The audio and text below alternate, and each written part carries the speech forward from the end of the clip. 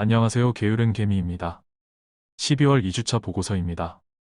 12월 월간 기준으로 현재까지 코스피는 3.4%가 하락하였고 코스닥은 1.4%가 하락하였으며 제 계좌는 0.3%가 하락하였습니다. 22년 연간 기준으로는 코스피는 19.8%가 하락하였고 코스닥은 30.4%가 하락하였으며 제 계좌는 5.2%가 하락하였습니다. 투자 보고서를 작성하기 시작한 이후의 기록은 코스피가 16.7%가 상승하였고 코스닥은 13.6%가 상승하였으며 제 계좌는 79.8%가 상승하였습니다. 다음은 월별 누적 기록입니다. 12월에는 현재까지 175만원의 손실을 기록하였고 연간 기준으로는 현재까지 2,673만원의 손실 중이며 현재까지 누적으로는 2억 1,379만원의 수익을 기록하고 있습니다. 다음은 현재 보유 종목 현황입니다. 이번 주에도 거래는 없었습니다. 내년에 금융소득종합과세자를 피하는 방법에 대해서 한 주간 고민을 해보았습니다.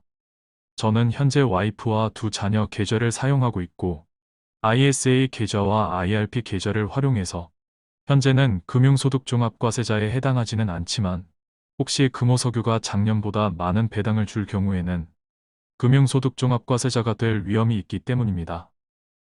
그렇다고 금호석유 우선주를 지금 팔기는 너무 아깝고 제 예상대로 금호석유로부터 주당 약 7,000원의 배당금을 받게 된다면 금호석유 우선주를 매도할 경우 못 받는 배당금이 더더욱 아까울 테니까요. 일주일간 고민한 결과 저는 이렇게 할 예정입니다. 연말까지는 그냥 이 계좌를 그대로 유지하고 배당금을 확인한 후 신영증권을 가지고 조정을 할 계획입니다. 신영증권은 3월 결산이기 때문에 배당 기준일도 3월 말입니다. 따라서 예상보다 많은 배당금을 받게 된다면 3월 말쯤 신영증권을 매도하고 다시 4월 초에 매수하는 방법을 사용하려 합니다. 그렇지 않고 배당이 예상대로 나온다면 주식을 팔고 다시 살 필요가 없겠죠. 금융소득종합과세자가 되는 순간 배당과 이자 소득이 연 2천만 원을 초과하는 금액에 대해서는 저의 경우 세율도 24%로 올라가게 되고 그 외에도 ISA 계좌 등에 있어서 계획에 차질이 생기기 때문에 되도록이면 오랫동안 피하려 하고 있습니다. 다음은 배당금 현황입니다. 현재까지 투입된 원금은 2억 7천만 원이고 현재 평가금은 4억 8,554만 원으로 내년에 예상되는 배당금은 세금을 제외하고 3,238만 원입니다. 월 평균으로 나누면 매월 약 270만 원 정도입니다. 배당률로는 현재 평가금 대비로는 6.7%이고 투입된 원금 기준으로는 12%의 배당률입니다. 지금까지 게으른개미였습니다. 좋아요와 구독을 누르시면 부자 됩니다.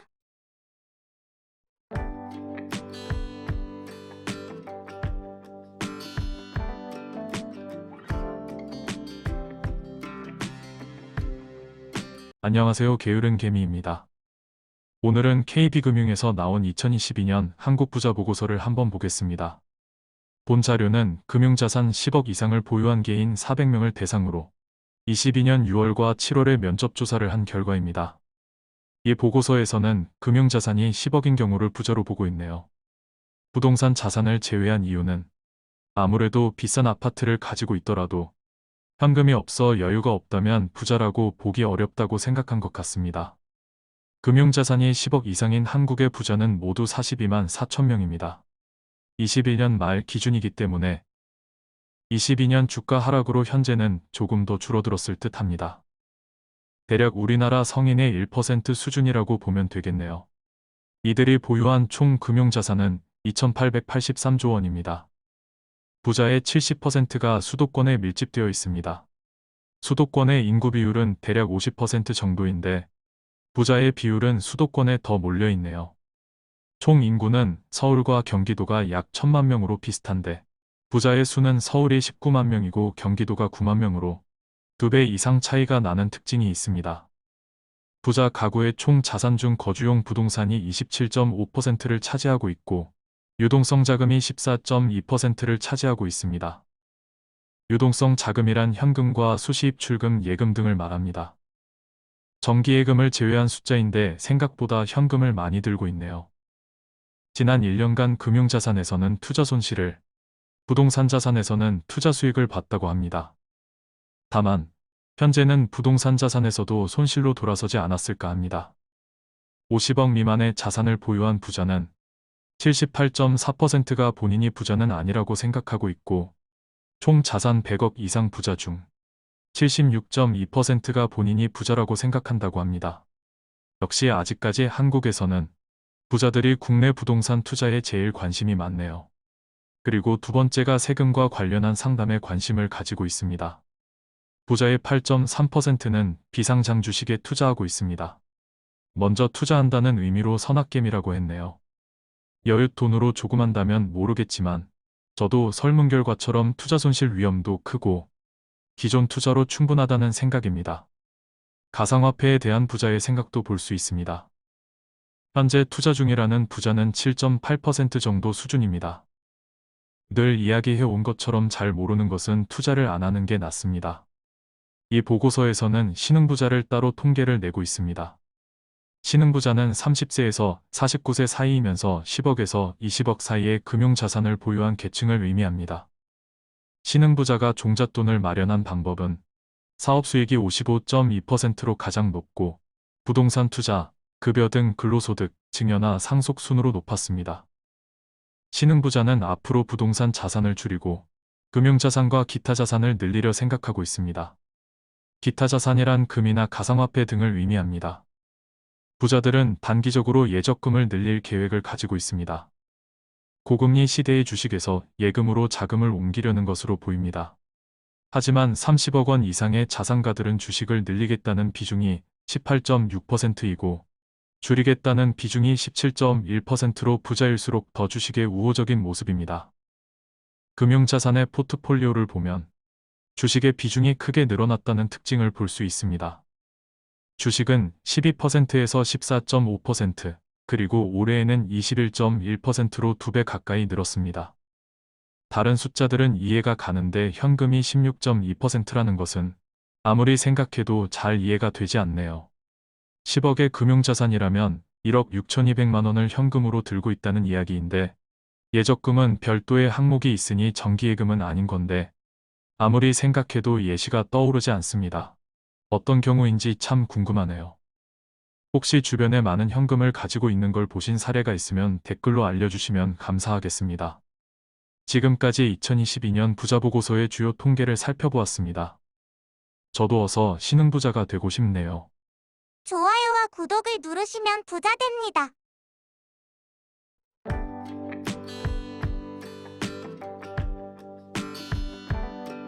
안녕하세요. 게으른 개미입니다. SPYD의 22년 4분기 배당금이 도착했습니다. 입금된 배당금은 총 251.09달러입니다. 한화로 약 32만 원 정도 되는 금액입니다. 배당금이 입금된 걸 확인하자마자 배당금으로 다시 SPYD 6주를 매수하였습니다. SPYD 보유 수량은 495주에서 501주가 되었습니다. 현재까지 SPYD에 투입된 원금은 1,500만 원입니다. 그 이후로는 계속해서 배당금만 재투자하고 있습니다. 현재 평가금은 약 2,570만 원으로 1,070만 원 정도의 수익인 상황입니다. 저는 미국 주식에 대해 잘 알지 못하기 때문에 개별 종목은 하지 않고 고배당 ETF인 SPYD만을 투자하고 있습니다. 국내 주식만 하는 것보다는 일부 미국 주식에 투자함으로써 위험을 분산하고자 하는 의미가 큽니다. 국내 기업들의 밸류에이션이 훨씬 저렴하다고 생각하기 때문에 90% 이상 국내 주식에 투자하고 있지만 어느 정도는 달러 자산도 있어야 안심이 되기 때문입니다. 이번 배당금은 주당 0.5073달러입니다. 작년 12월 극히 낮았었기 때문에 올해 12월에도 낮을 줄 알았는데 비교적 많은 배당금을 지급해 주었습니다.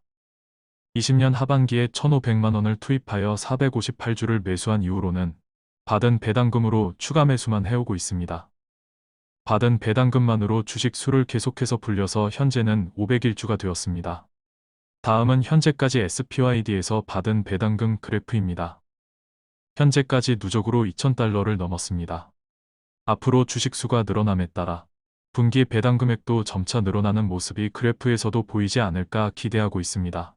기업들의 이익이 늘어나고 이익이 늘어나면 배당금을 늘려주고 늘어난 배당금으로 주식을 더 사고 더 산 만큼 배당금이 또 다시 늘어나게 됩니다.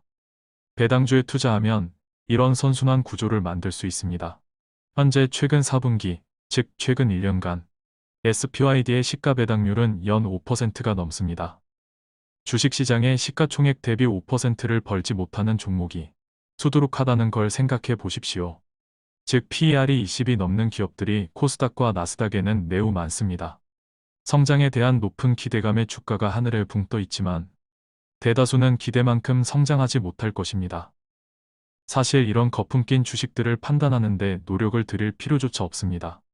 우량주를 판단할 필요 없이 고배당주 ETF를 선택하면 최소 시가총액 대비 5% 이상 수익을 내는 우량주가 자동으로 걸러지는 것입니다. 2차전기, 전기차, 메타버스, 바이오 등 신기술을 앞세워 주식 투자자들의 돈을 가져가지만 적자만 지속하거나 기대만큼 성장하지 못하는 기업들이 태반입니다. 저는 앞으로도 계속해서 SPYD를 배당 재투자를 통해 수량을 늘려갈 계획입니다. 지금까지 게으른개미였습니다. 좋아요와 구독을 누르시면 부자 됩니다.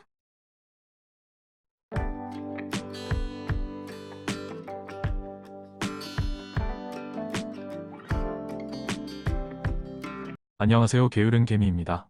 오늘은 내년에 받게 될 금호석유의 배당금은 어느 정도일지 한번 계산해 보도록 하겠습니다. 금호석유는 올해 중장기 배당 계획을 발표한 바 있습니다. 내용을 살펴보면 앞으로 2, 3년간은 별도 기준 당기순이익의 25%에서 35%를 주주환원 재원으로 활용하겠다는 내용입니다. 구체적으로는 배당금으로 20%에서 25%를 활용하고 자사주 매입과 소각으로 5%에서 10%를 활용하겠다는 내용입니다. 실제로 올해 금호석유는 별도 기준 28.5%의 배당을 지급하였고 작년에도 별도 기준 26.7%의 배당을 지급한 바 있습니다. 그럼 금호석유의 올해 실적을 한번 추정해 보도록 하겠습니다. 금호석유의 별도 당기순이익은 3분기까지 누적으로 약 4,808억 원입니다. 4분기에도 분기당 평균만큼 실적이 나온다고 가정할 경우 22년도 별도 기준 당기순이익은 6,409억이 됩니다. 참고로 연결 기준으로는 올해 1조 1,600억 정도의 당기순이익이 예상되고 있습니다. 자사주를 20% 넘게 가지고 있는 시총 4조대짜리 회사가 피크아웃인데도 1조 넘게 당기순이익을 올리는 걸 보면 정말 저렴한 알짜 회사라는 생각이 다시금 듭니다. 회사의 배당 정책을 적용해 보도록 하겠습니다. 별도 당기순이익의 20%를 배당 재원으로 쓸 경우 약 1,281억 원이 필요하고 배당금은 본주 기준으로 주당 약 4,700원이 나옵니다. 별도 당기순이익의 25%를 배당 재원으로 쓸 경우 약 1,600여억 원이 필요하고 배당금은 본주 기준으로 약 5,900원이 나옵니다. 최근 3개월간 증권사에서 추정한 배당금도 비슷한 수준입니다. IBK 투자증권은 4,970원을, 유한타증권은 4,000원을, SK증권은 5,500원을, 하이투자증권은 6,000원을 예상하고 있습니다. 대략 5,000원대 정도로 예상하고 있다고 보면 됩니다. 지난달에는 시사저널이라는 온라인 신문사에서 박철환 전 상무가 지난 주주총회에서 제안한 보통주 기준 14,900원에 가까운 배당이 실시될 것으로 보인다는 기사가 나온 바가 있지만 팩트체크도 되지 않았고 근거가 드러난 것은 하나도 없습니다. 금호석유 화학 관계자가 올해는 어렵지만 배당금은 2018년에서 2020년 3년간의 배당 총액을 넘길 예정이라고 언급했다고 나오는데 이런 구체적인 언급은 상당한 위치에 있는 사람만이 할 수 있다고 보는데 과연 누가 했는지 하긴 진짜로 했는지는 알 수 없습니다. 주당 14,900원의 배당금을 준다 하더라도 별도 당기순이익의 60%를 재원으로 쓰면 되기 때문에 배당 재원으로 보면 불가능한 것은 아니긴 합니다. 지금까지 본 내용을 종합해서 23년 받게 될 배당금을 추정해 보도록 하겠습니다. 저는 회사 정책이나 증권사 추정보다는 더 많은 배당금을 주지 않을까 생각하고 있습니다. 그 이유를 말씀드리겠습니다. 우선 첫 번째로 금호석유는 배당 정책에서 올해 당기순이익 기준으로 20%에서 25%의 배당을 지급하겠다라고 했지만 최근 2년간 지급 비율을 보면 28.5%와 26.7%의 배당을 지급한 바 있습니다.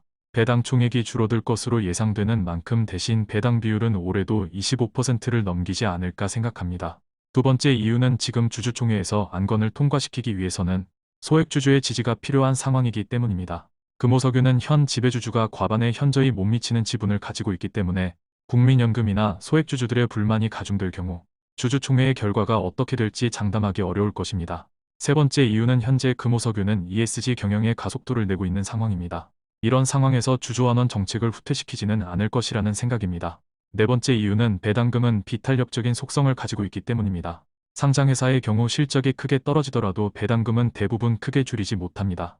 예를 들어 신영증권의 경우에도 2020년에 실적이 큰 폭으로 떨어졌음에도 배당금은 2,750원에서 2,500원으로 약간만 낮춰서 5% 고배당주를 유지한 적이 있습니다.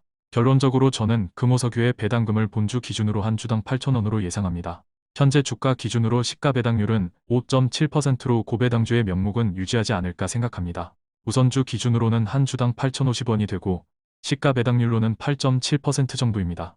추가적으로 회사의 주주환원 정책에 따라 600억 정도의 자사주 매입과 소각이 이어지지 않을까 기대하고 있습니다. 지금까지 게으른개미였습니다. 좋아요와 구독을 누르시면 부자 됩니다.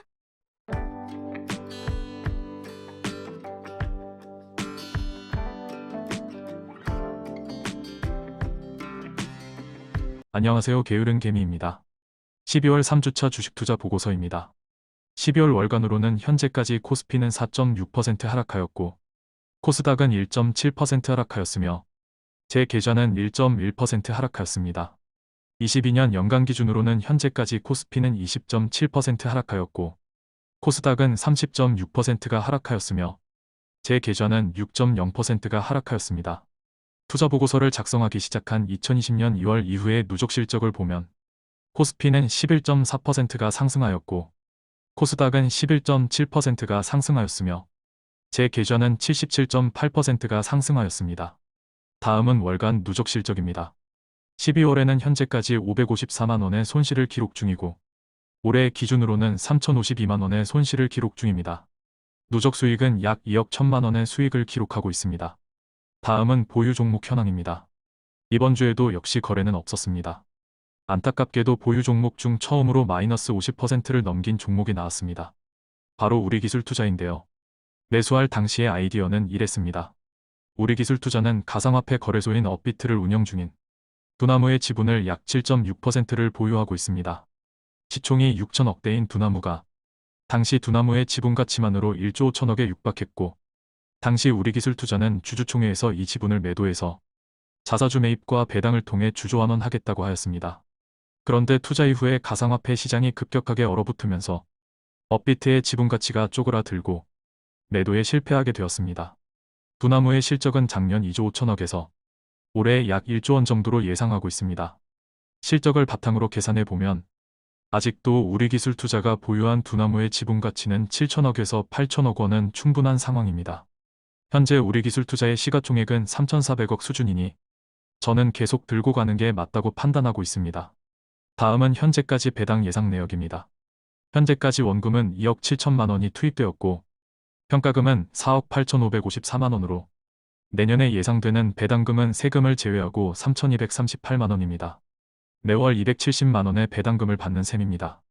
현재 시가 배당률로는 6.7%에 해당하고 투입된 원금 기준으로는 12%의 배당금을 받는 셈입니다. 지금까지 게으른개미였습니다. 좋아요와 구독을 누르시면 부자 됩니다.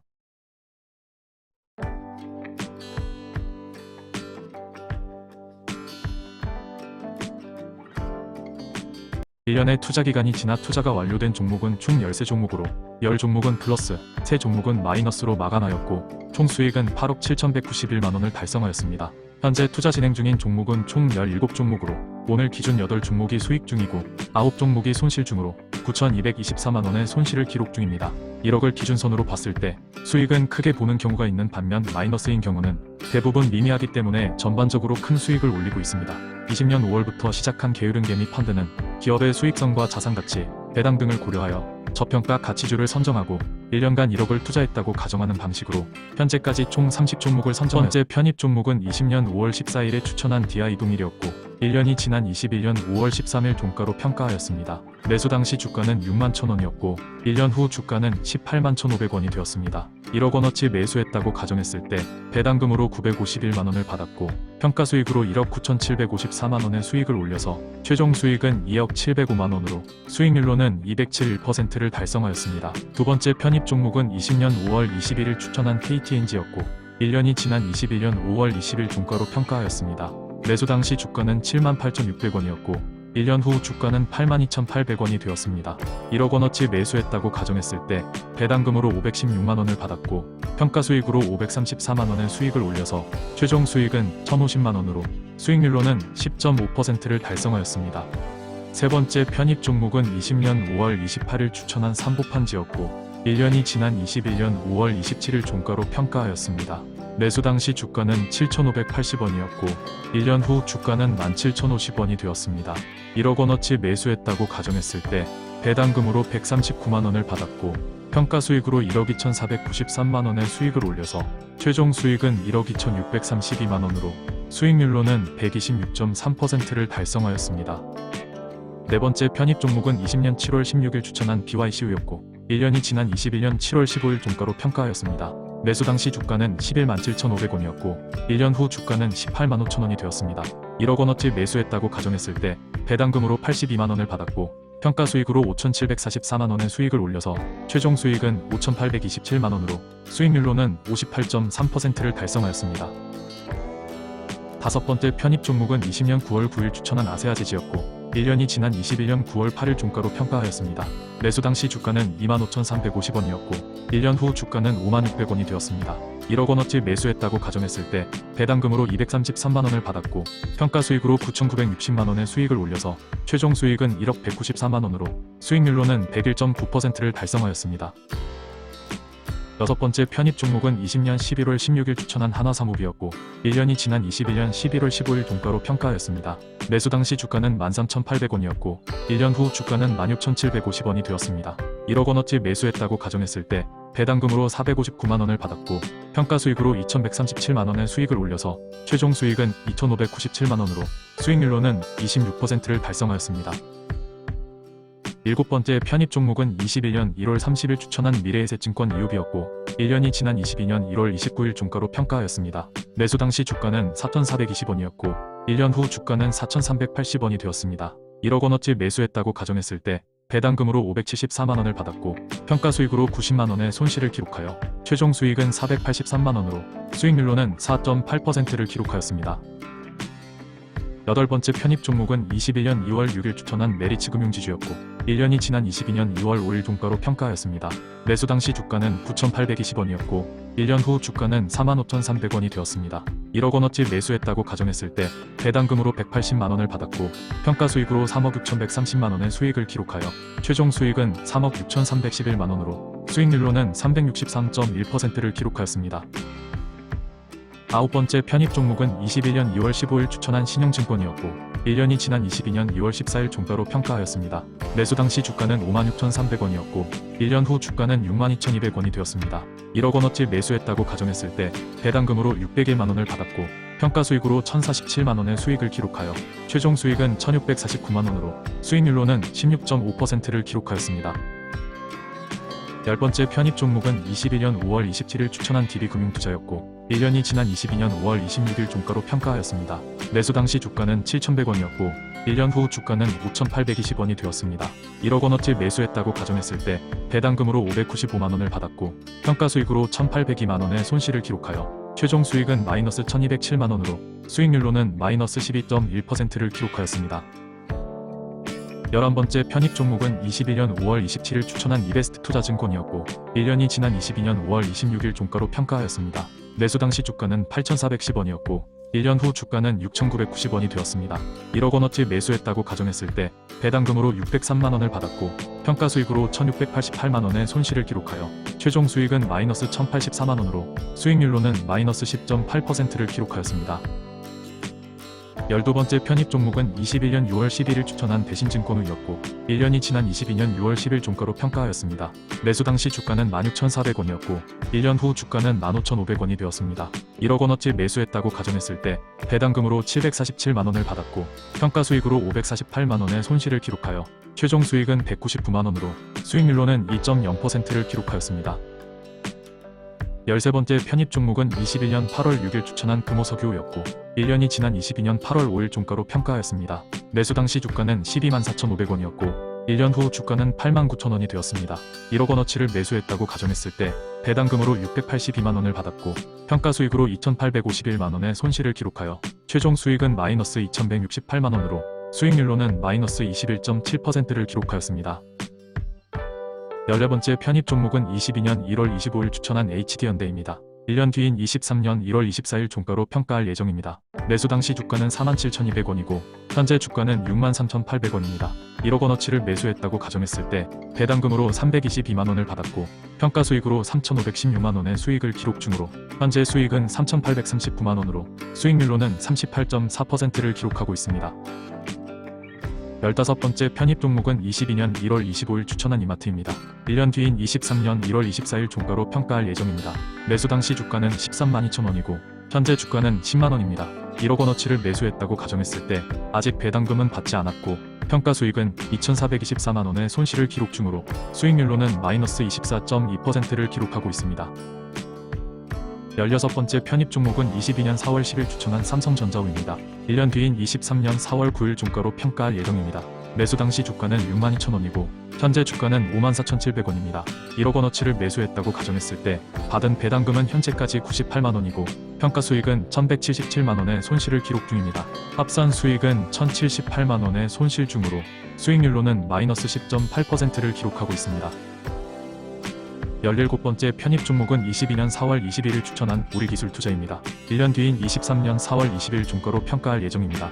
매수 당시 주가는 8,450원이고 현재 주가는 4,235원입니다. 1억 원어치를 매수했다고 가정했을 때 받은 배당금은 아직 없고 평가 수익은 4,988만원의 손실을 기록 중으로 수익률로는 마이너스 49.9%를 기록하고 있습니다. 가상화폐 시장이 급속도로 쪼그라들 수 있다는 점을 너무 간과한 투자였다는 생각이 듭니다. 18번째 편입 종목은 22년 5월 12일 추천한 포스코홀딩스입니다. 1년 뒤인 23년 5월 11일 종가로 평가할 예정입니다. 매수 당시 주가는 27만 3천원이고 현재 주가는 28만 4천원입니다. 1억 원어치를 매수했다고 가정했을 때 현재까지 받은 배당금은 247만원이고 평가 수익은 402만원의 수익을 기록 중으로 합계 수익은 650만원을 기록하고 있습니다.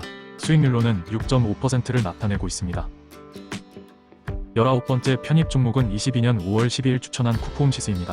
1년 뒤인 23년 5월 11일 종가로 평가할 예정입니다. 매수 당시 주가는 31,950원이고 현재 주가는 32,350원입니다. 1억 원어치를 매수했다고 가정했을 때 현재까지 받은 배당금은 아직 없고 평가 수익은 125만원의 수익을 기록 중으로 수익률로는 1.3%를 나타내고 있습니다. 20번째 편입 종목은 22년 5월 26일 추천한 DB금융투자입니다. 1년 뒤인 23년 5월 25일 종가로 평가할 예정입니다. 매수 당시 주가는 5,820원이고 현재 주가는 4,640원입니다. 1억 원어치를 매수했다고 가정했을 때 현재까지 받은 배당금은 아직 없고 평가 수익은 2,027만원의 손실을 기록 중으로 수익률로는 마이너스 20.3%를 나타내고 있습니다. 21번째 편입 종목은 22년 5월 26일 추천한 이베스트투자증권입니다. 1년 뒤인 23년 5월 25일 종가로 평가할 예정입니다. 매수 당시 주가는 6,990원이고 현재 주가는 5,590원입니다. 1억 원어치를 매수했다고 가정했을 때 현재까지 받은 배당금은 아직 없고 평가 수익은 2,002만원의 손실을 기록 중으로 수익률로는 마이너스 20.0%를 나타내고 있습니다. 22번째 편입 종목은 22년 6월 12일 추천한 하나사무비입니다. 1년 뒤인 23년 6월 11일 종가로 평가할 예정입니다. 매수 당시 주가는 15,600원이고 현재 주가는 14,750원입니다. 1억 원어치를 매수했다고 가정했을 때 현재까지 받은 배당금은 아직 없고 평가 수익은 544만원의 손실을 기록 중으로 수익률로는 마이너스 5.4%를 나타내고 있습니다.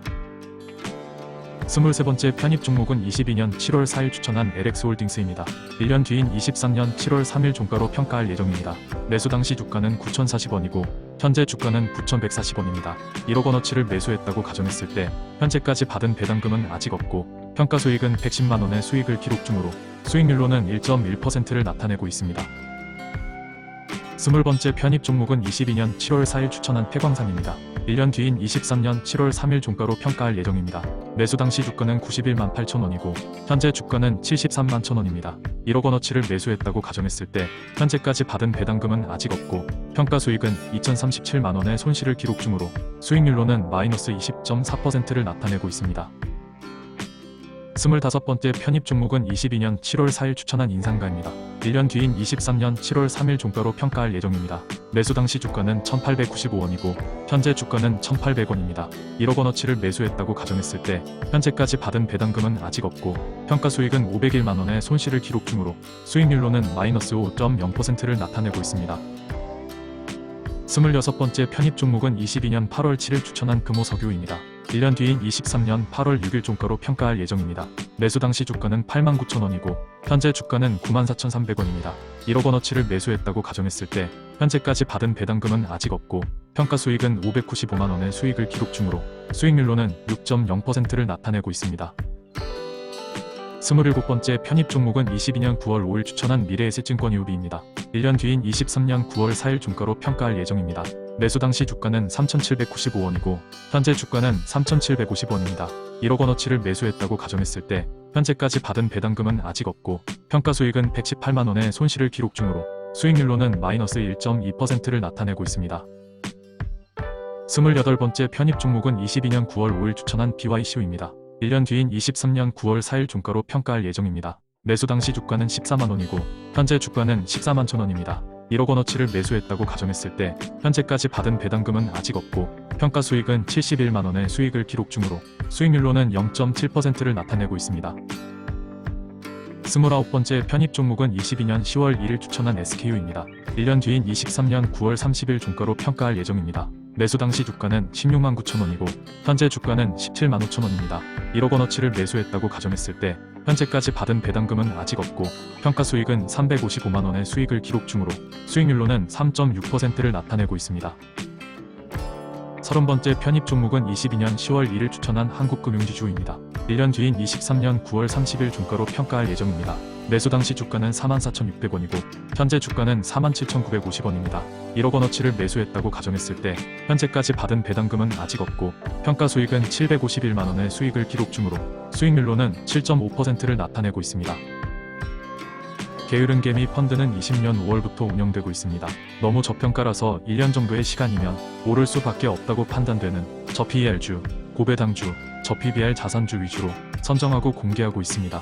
현재까지 13종목이 1년간의 투자가 완료되었고 17종목이 현재 투자 중에 있습니다. 주식시장은 인내심이 없는 자로부터 인내심이 많은 자에게로 돈이 넘어가도록 설계되어 있다. 당신이 잠자는 동안에도 돈이 들어오는 방법을 찾지 못한다면 당신은 죽을 때까지 일을 해야 할 것이다. 모두가 탐욕스러울 때 두려워하고 모두가 두려워할 때 탐욕스러워라. 10년 이상 보유할 주식이 아니면 10분도 보유하지 마라. 첫 번째 규칙은 절대로 잃지 말아라는 것이고 두 번째 규칙은 첫 번째 규칙을 절대로 잊지 말아라는 것이다. 평범한 지능을 가지고 있다면 도바심을 절제할 수 있어야 한다. 도바심 때문에 많은 투자자들이 문제에 부딪힌다. 우리는 정치와 경제에 대한 예측을 계속 무시할 것이다. 이것들은 투자자와 사업가들의 마음을 흐트려 놓는다. 베트남전, 오일 쇼크, 소련 해체, 다우지수 폭락 등을 예측한 사람은 아무도 없었다. 강세장에서 최대의 도박으로 최대의 이익을 얻은 사람들은 거의 항상 필연적으로 뒤따르는 약세장에서 가장 큰 손실을 보는 사람들이다. 예측하지 마라. 연방준비제도이사회 의장이 된 앨런 그린스퍼는 1973년 강세장을 예측했으나 73년과 74년은 대공황 이후 최악의 경제성장과 최악의 주식시장의 해로 판명되었다. 현명한 투자자는 비관주의자에게서 주식을 사서 낙관론자에게 판다. 투자는 IQ나 통찰력 혹은 기법의 문제가 아니라 원칙과 태도의 문제이다. 영리한 투자자의 고전적 정의는 모두가 팔고 있는 약세장에서 매수해서 모두가 사고 있는 강세장에서 매도하는 사람이다. 좋은 회사의 가장 기본적인 정의는 지출하는 것보다 더 많은 현금을 창출하는 것이다. 좋은 경영자는 그 현금을 생산적 용도에 투입하는 방법을 지속적으로 찾는다. 인기 주식은 빠르게 상승한다. 그러나 희망과 허공만이 높은 주가를 지탱해주기 때문에 상승할 때처럼 빠르게 떨어진다. 빠르게 처분하지 못하면 이익은 손실로 둔갑한다. 투자의 성공 여부는 얼마나 오랫동안 세상의 비관론을 무시할 수 있는지에 달려있다. 이 산업에서 실력이 뛰어나다는 것은 10번 중 6번을 맞춘다는 것이다. 10번 중 9번 맞출 수는 없다. 저축과 투자의 첫 번째 목표는 인플레이션을 이기는 것이다. 여러분들의 돈은 거꾸로 돌아가는 쳇바퀴 위에 있다. 기업을 공부하지 않고 주식에 투자하는 것은 포커를 칠 때 카드를 보지 않고 돈을 거는 것과 같다. 추가 하락이 두려워 좋은 가격의 기업을 포기한다면 장기적으로 아주 큰 대가를 치를 것이다. 장기적으로 뛰어난 투자 성적을 얻으려면 단기적으로 나쁜 성적을 견뎌내야 한다. 대중을 따라하는 것은 평균으로 후퇴하겠다는 말이다. 투자자들은 제정신이 아닐 정도의 근성과 인내심을 결합시킬 필요가 있다. 그리고 기회가 눈앞에 나타나면 낚아챌 준비가 되어 있어야 한다. 이 세상에서 기회는 그리 오래 머물러 있지 않기 때문이다. 투자란 몇 군데 훌륭한 회사를 찾아내어 그저 엉덩이를 붙이고 눌러앉아 있는 것이다. 가격이 잘못 매겨진 기회를 찾아라. 그게 바로 투자다. 가격이 잘못 매겨진 이유를 충분히 찾아라. 그게 가치 투자다. 이익이 확실할 때만 움직여라. 이것은 가장 기본적인 것이다. 승산이 크지 않으면 빨리 손을 떼고 승산이 유리하면 과감히 뛰어들어야 한다. 즉, 유리할 때만 베팅하는 훈련을 해야 한다. 일단 우량주 몇 종목을 산 다음 수면제를 먹고 몇 년 동안 푹 자라. 단기간에 부자가 되는 3가지 방법이 있다. 부유한 배우자를 만나는 것, 유망한 사업 아이템을 갖는 것, 주식 투자를 하는 것. 이자율이 낮으면 이것저것 생각하지 말고 다이빙처럼 주식시장에 점프하라. 투자자는 무엇이 옳고 그른지에 대해 자신만의 생각과 아이디어, 방향을 가지고 있어야 하며 대중에 휩쓸려 감정적으로 행동하지 않아야 한다. 개를 데리고 산책을 나갈 때 개가 주인보다 앞서거니 뒤서거니 할 수는 있어도 주인을 떠날 수는 없다. 개는 주식 가격이고 주인은 기업 가치이다. 주식시장에서 바보보다 주식이 많으면 주식을 사야 할 때고 주식보다 바보가 많으면 주식을 팔아야 할 때이다. 약세장은 언제나 일시적이었다. 비즈니스 사이클이 바닥을 치고 1개월 내지 12개월 후 주가는 상승 전환한다. 최적의 매수 타이밍은 시장에 피가 낭자할 때이다. 설령 그것이 당신의 피일지라도 너무 많은 투자자들이 전망과 추세에 초점을 맞추고 있다. 가치에 초점을 맞출 때 더 많은 수익이 얻어진다. 대중과 뭔가 다르게 하지 않고 뛰어난 성과를 얻는 것은 불가능하다. 강세장은 비관 속에서 태어나 회의 속에서 자라며 낙관 속에서 성숙해 행복 속에서 죽는다. 즉, 최고로 비관적일 때가 가장 좋은 매수 시점이고 최고로 낙관적일 때가 가장 좋은 매도 시점이다. 주식시장에서는 모두가 흥분해서 달려드는 주식에 프리미엄을 붙인다. 일종의 오락세라고 할 수 있다. 반면 아무도 쳐다보지 않는 따분한 주식은 할인해준다. 이렇게 할인된 가격으로 거래되는 주식을 많이 사두라. 시장의 타이밍을 맞추려고 애쓰는 것은 스스로를 불안과 초조의 깊은 늪으로 빠뜨리는 지름길이다. 돈이란 헛된 기대에 부풀어 있는 도박꾼으로부터 나와 정확한 확률이 어디인지 아는 사람에게로 흘러들어간다. 주식 분석이란 거의 재미없고 아주 사소한 것들까지 챙겨야 하는 어려운 작업이다. 따라서 기업을 제대로 평가하고 주식에 적정한 가치를 매기는 훈련을 충분히 쌓지 않는다면 주식 투자는 패가망신의 지름길이 될 것이다. 주식을 평가하는 최선의 방법은 해당 기업의 현금 흐름을 분석하는 것이다. 자산가치라는 허리띠가 이익이라는 멜빵의 보호를 받을 때 가장 큰 편안함을 느낀다. 최고의 투자자들은 절대 수익을 목표로 삼지 않는다. 우선 위험에 집중하고 그리고 나서야 위험을 감수할 만한 수익률이 기대되는지 여부를 결정하게 된다. 투자자들은 가격이 하락할 때 공포를 이기는 법을 배워야 하며 가격이 상승할 때 너무 열광하거나 욕심부리지 않는 법을 깨달아야 한다. 소수만이 가치 투자자가 되기 위해 충분한 시간과 노력을 기울일 의향이 있고 능력이 있다. 그리고 그 중 일부만 성공에 적합한 사고방식을 가지고 있다. 당신은 잘 되기 전에 나빠지는 것들을 견뎌낼 수 있어야 한다.